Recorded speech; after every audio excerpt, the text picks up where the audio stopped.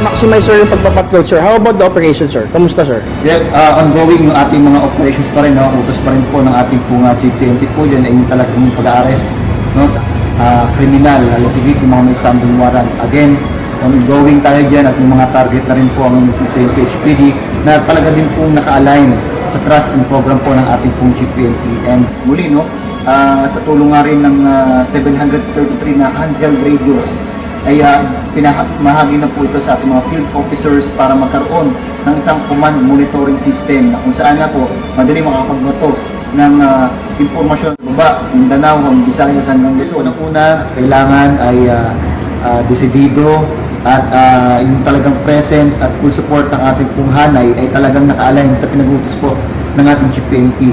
And ang utos nga ng ating director po dyan, other than Police Brigadier General LSRP Mata, ay talagang maging mapagmasid.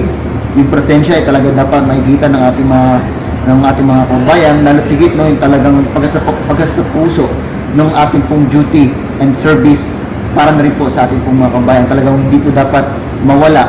At syempre, yung talagang ding respeto sa bawat isa, lalo tigit syempre yung pag-adhere natin na nakapaloob sa ating mandato ng PNP Highway Patrol. Mga motorista, pag nakakita ng HPG, sir, dapat ba silang matakot, sir? Though, service with a smile lang, ng ating director dyan ay ang inyong pong HPG ay inyong pong kaibigan sa ating pong kalsada at sa ating pong lansangan. Tayo katulong at hindi kaaway. Again, we are here to assist everyone para din sa ikagagaan ng ating pong mga lakbayin kapag tayo gumagamit ng ating mga kalsada at habang po tayo nagmamaneho po ng kanya-kanya po nating mga sasakyan.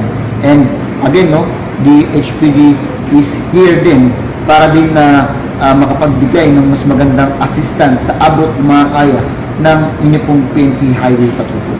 I'm Police Lieutenant Nadine de Guzman Malang, the Public Information Officer and the spokesperson of the PNP HPD. Thank you very much po, sir. Salamat, sir. Sa buong kapulisan, nandito ako at ako ay lagi niyong kasama. Sabay nating harapin ang lahat ng hamon ng ating organisasyon at sabay nating pangalagaan at itaas ang dangal ng ating uniforme.